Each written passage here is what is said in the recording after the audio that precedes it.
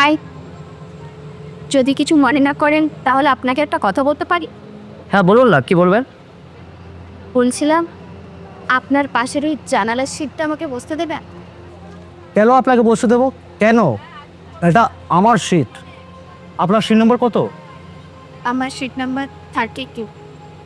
আরে আপনার সিট তো অনেক আগেই। আপনি আপনার সিটে গিয়ে বসুন। আসলে আমার সিটটা ভেতরের দিকে পড়েছে, আর আমি জানালার ধারে না বসলে আমার একটু প্রবলেম হয়, মাঝে মধ্যে বমিও হয়ে যায়। যদি আপনি দয়া করে জানালার ধারে সিটটা দেন তাহলে আমার একটু উপকারই হয়। দেখুন, এই একই প্রবলেম আমারও। আমি আপনাকে বসতে দিতে পারবো না, সরি।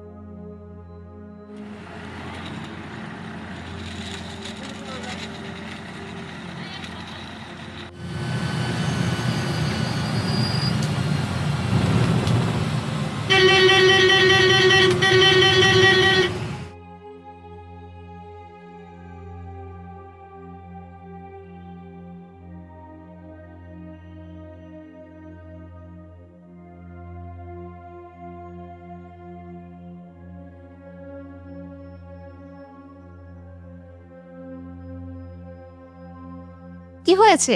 কোনো সমস্যায় পড়েছেন বুঝি? হ্যাঁ, আপনি কি করে বুঝলেন? আমি ওই দূর থেকে আপনাকে ফলো করছিলাম, দেখে মনে হলো আপনি কারোর কাছে ফোন করছেন, কিন্তু সে ফোনটা রিসিভ করছে না। তো কি হয়েছে আমাকে একটু খুলে বলুন তো। আমি আমার বন্ধুদের ফোন করেছিলাম। ওরা সকালে বাসে চলে এসে দীঘাতে।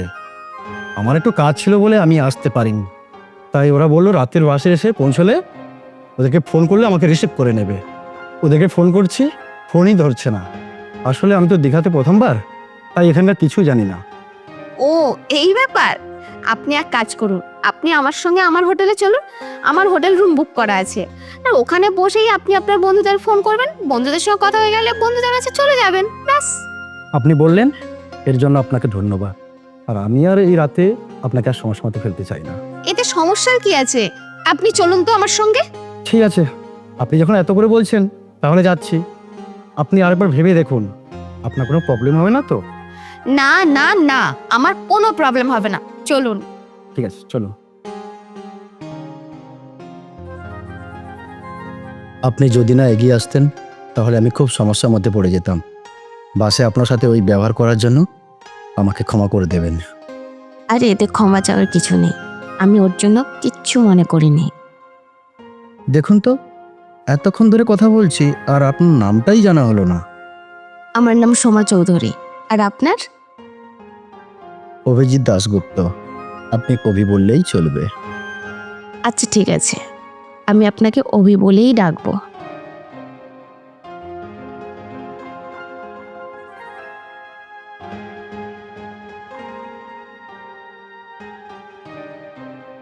রুমের চাবিটা?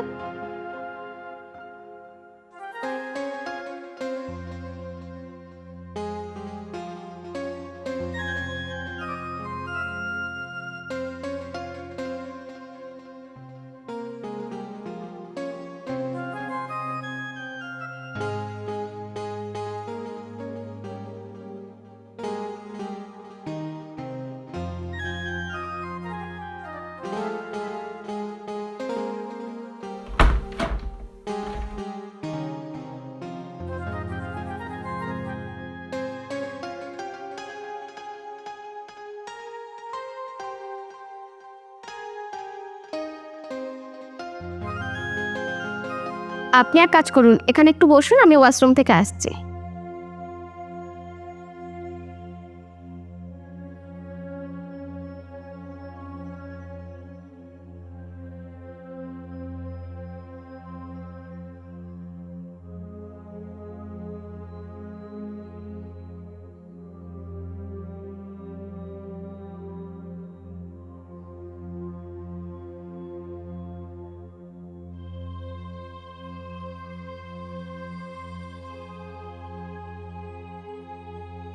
হ্যালো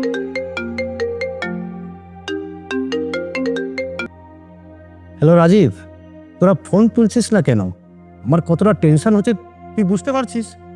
আমি তুই এখন কোথায় আছিস? এই তো আমাকে একটা মেয়ে আশ্রয় দিয়েছে তার রুমে, সেখানেই আছি। আর তোরা কোথায়? তুই একটা কাজ কর, তুই যেখানে আছিস না সেখানে থেকে যা, কারণ সব মদ খেয়ে পড়ে আছে, কেউ তোকে আনতে যেতে পারবে না। কালকে সকালে গিয়ে নিয়ে আসবো। বাই। হ্যালো রাজীব, রাজীব শোন। হ্যালো, জাস্ট সালা ফোনটা কেটে দিল। এখন আমি মেয়েটাই কি বলবো যে আমি রাতে ফেসে গেছি, এখানে থাকবো কি করে, সে কথা বলবো?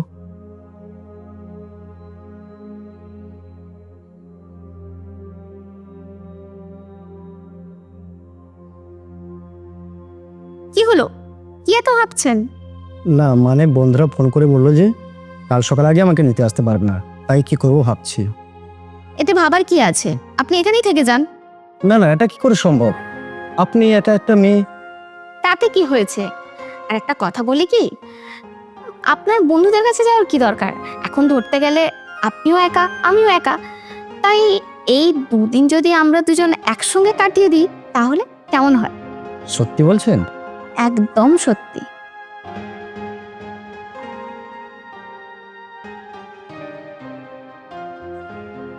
এটা চলে তো?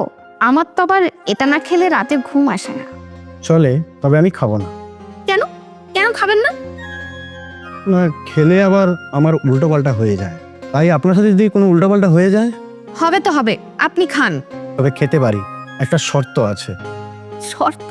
কি শর্ত বলুন দেখি শুনি। আজ থেকে আর আপনি নয়, শুধু তুমি। ও এই ব্যাপার? আচ্ছা ঠিক আছে।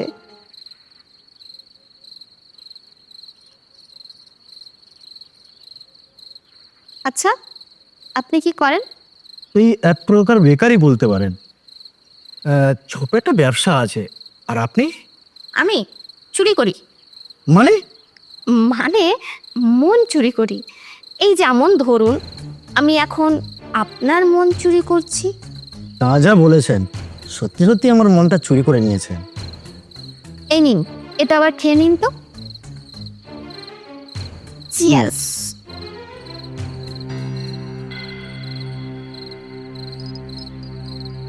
আপনাকে আমি একটা কথা বলি। হ্যাঁ বলুন। আপনার কোনো বয়ফ্রেন্ড নেই? না, এতদিন ছিল না। তবে একজন যদি চায়, আজ থেকে আমার বয়ফ্রেন্ড হতে পারে। এটা কি সত্যি না আমার স্বপ্ন? একদম সত্যি।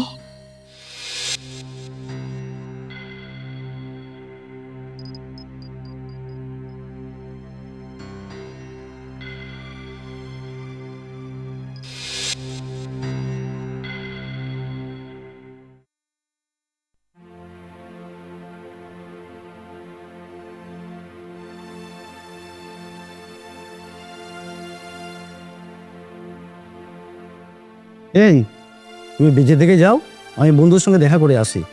এই পোশাকে তুমি তোমার বন্ধুদের সাথে দেখা করতে যাবে?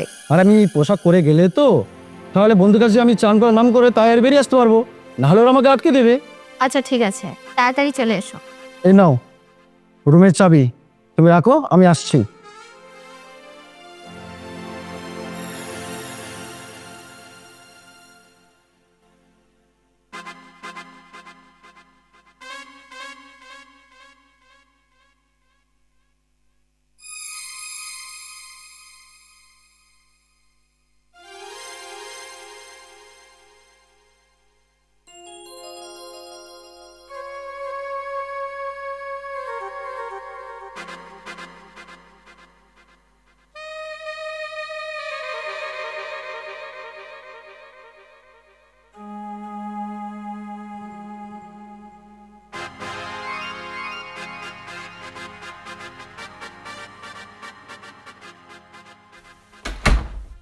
এত তাড়াহুড়ো করে কোথায় বেরোচ্ছেন ম্যাডাম? একটু বাইরে খেতে যাচ্ছিলাম। তা বাইরে খেতে বেরোচ্ছেন তো সব ব্যাগপত্র নিয়ে কেন? না মানে আচ্ছা ম্যাডাম, আপনার কাঁধের ব্যাগটা আবার দেবেন? কেন? আমার কাঁধের ব্যাগ আপনাকে কেন দিতে যাব? ঠিক আছে, আমার দিতে হবে না, একটু দাঁড়ান। মিস মিলি, এদিকে বা আসুন তো। Yes sir. কষি একবার চড় মারু।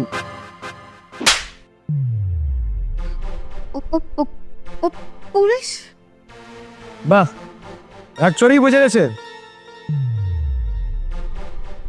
CID officer Abhijit Sengupta. মিলি, তুমি ওনার কাঁধ থেকে ব্যাগটা নিয়ে ওনাকে থানায় নিয়ে যান। আমাকে ছেড়ে দিন স্যার, আমি আর কোনোদিন এ কাজ করব না। ছেড়ে দেওয়ার কোনো প্রশ্নই আসে না। মিস মিলি, ওরা থানায় নিয়ে যান, আমি একটু পরে আসছি।